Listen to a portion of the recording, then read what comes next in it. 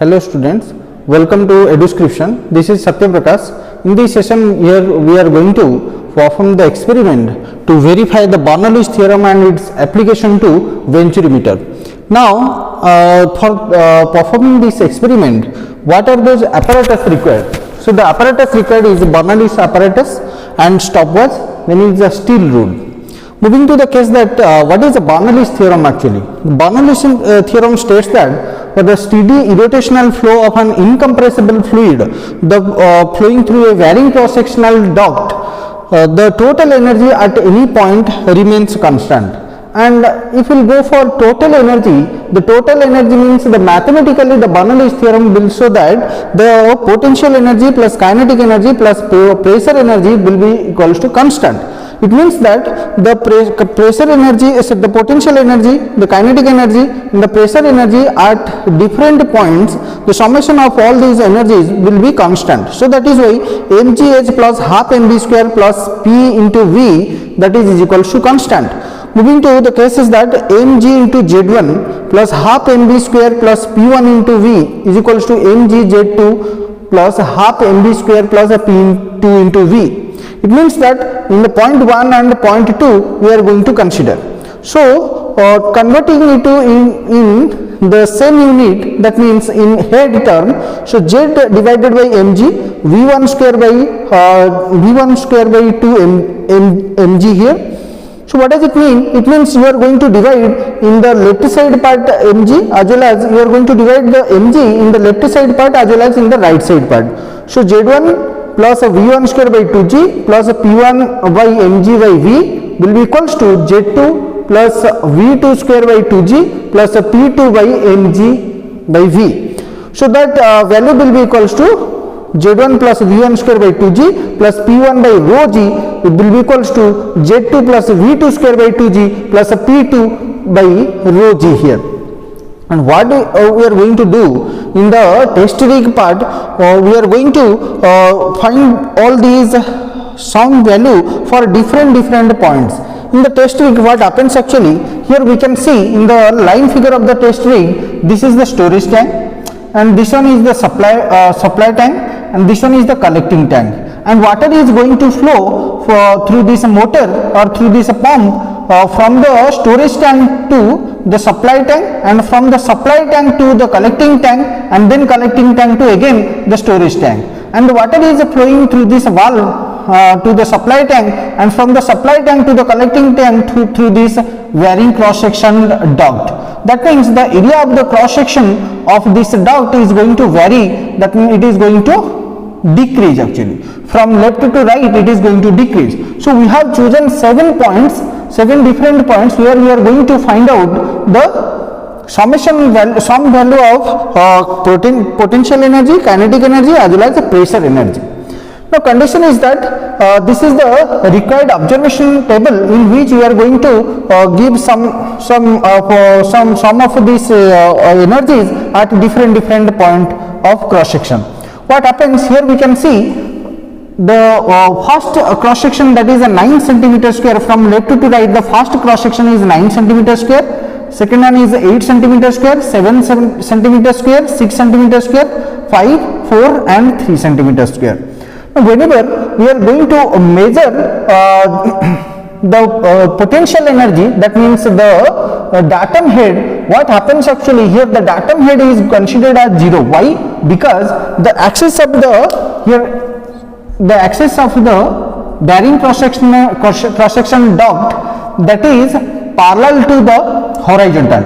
It means that considering this axis as the datum, so let us consider the datum head is equals to 0. So what happens in the place of in the column datum head in centimeter, I will write it as 0. Now moving to the case to find the flow rate, that means water flow rate. So to find the water flow rate in the collecting tank, what we will see, there is a measuring rule is here, and in the by measuring rule we can measure the height of the collecting tank or the height of the level of water in the collecting tank, and the cross sectional area of the collecting tank is 30 centimeter into 30 centimeter. That means length and breadth is 30 into 30 centimeter square. What does it mean? It means the area of cross section is 900 centimeter square. So to find out the Q value, Q is equal to A into H by T, that is going to be constant for every point of observation. That means for every point of cross section, every cross sectional duct. Now moving to the cases that to find out the velocity at the different points. To find out the velocity will be equals to Q by A. Q means a discharge, A is the area of cross sectional duct. So Q by A means this value divided by this value. So this is going to be written here. And then is a pressure head. Pressure head, that is measured the height of the piezometer, the height of the water in the piezometric tube. So these are the piezometric tube. So this in this piezometric tube, the vertical height can be measured from the graduation made over it, and this is going to be right over here. And after that, the velocity head is equal to v square by 2g. So v square, v that the value that we have found here. So v square by 2g. So after putting all these values here, then we will find the total head. So total head is equals to this datum head plus this velocity head plus this pressure head. The total value is going to be written here, and then we will go to compare all these data. Now we will move to the test rig part, move to the experiment part. Moving to the test rig part, physically we can see here, this one is the storage tank, sometimes it is called sump, and then through this pump, or by means of this pump, it is getting fed to the supply tank, and then through this varying cross section duct, then it is fed to the collecting tank. And here in the collecting tank, the discharge is going to be measured, which remains constant for every time for every cross section. And here we can see the rule is provided over which the measurement is there in centimeter or in millimeter, where we can measure the level of or the height of the water inside the collecting tank. Whenever we will close this valve, then the flow will stop at the collecting tank, and the level of water will get increased. And as we have already known that the area of the cross section of the collecting tank is 30 centimeter into 30 centimeter, and the height, suppose it is 5 centimeter we have taken. So the volume is equal to A into H, and the time taken to raise this height, let us consider it is T. So Q will be equals to AH divided by T. And here in the varying cross sectional duct, we have taken 7 different points, point 1, 2, 3, 4, 5, 6 and 7. At 7 different points, 7 different piezometers are provided, and to measure the pressure head in terms of to measure the pressure energy in terms of head, there is a graduation in the piezometer, and we are going to measure the height of this, the level of water, to measure the pressure in terms of head actually. Now moving to the potential energy part. To measure the potential energy, the datum head here, it is considered as 0, because we have considered the reference line as the axis of the bearing cross sectional duct, and it is parallel to the horizontal. If it is inclined, if it will be inclined, then the Z may vary, but here it is not inclined, it is parallel to the horizontal, that is why Z is considered as 0. And the velocity that will found for each cross sectional duct, that is equal to Q by that is equal to Q by A. A means area of the cross section. Here the area varies from 9 centimeter square, this one is 8 centimeter square, this one is 7 centimeter square, this one is 6 centimeter square, 5 centimeter square, 4 centimeter square and 3 centimeter square. That is why the velocity at this point is going to be Q by 9 centimeter square, and the velocity that we will found, and from that we will found the velocity head, that is equal to v square by 2g. And after finding all these values, we are going to, or we will go to sum that. Now we will move to start the machine to perform the observation. What will I do? Bond kar Here when we will switch on the motor, now the water flows from the storage tank to the supply tank, and now the again from the supply tank to the collecting tank, and to measure the discharge, what will you do? Now you have to close this valve. Now water is flowing through this valve to the storage tank, and what will you do? We are going to close this valve. When we will close this valve, then the level of water is going to increase in case of this collecting tank. Here we can see the height that shows the level, it is also increasing. We have marked from 6 to 11, that is 5 centimeter.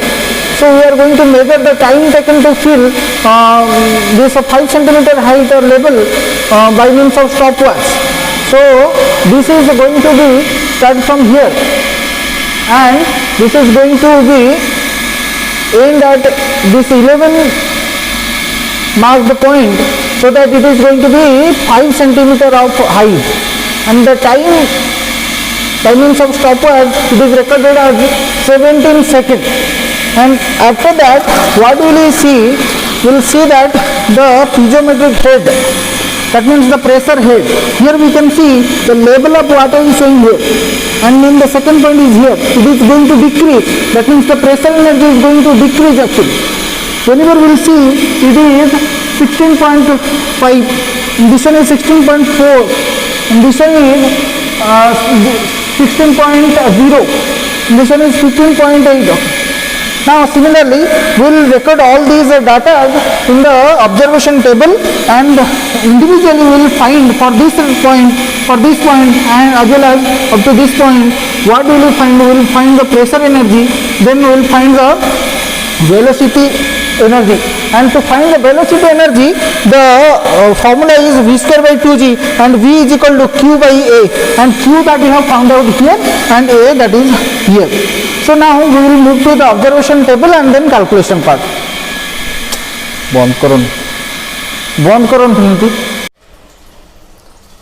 So these are the data that is filled in the observation table that we have found during the observation for different point. Now for the 9 centimeter square point that we have found, the pressure head is 16.4 and then is 16.5. Likewise, it will vary up to the 3 centimeter square point. Now we have found that Q value is constant for every point. That means the discharge is constant for every point, that is H by T. H value is 5 centimeter, that is written here, and T that is 17 seconds that we have found from the stopwatch, and the value Q is equal to 264.70, that is constant for all cross sectional area. And V is equal to Q by A, that varies from 29.41 then 33.08 likewise. And then V square by 2g is the velocity head, and datum head is 0, and this is the total head that we have found from the calculation part. And then next we will move to the calculation part. In the calculation part we will see how the different energy head is going to be calculated. Now moving to the calculation part, for the area in the duct 9 centimeter square, as you have known that H is equal to 5 centimeter and T is 17 second, and Q that is equal to H by T.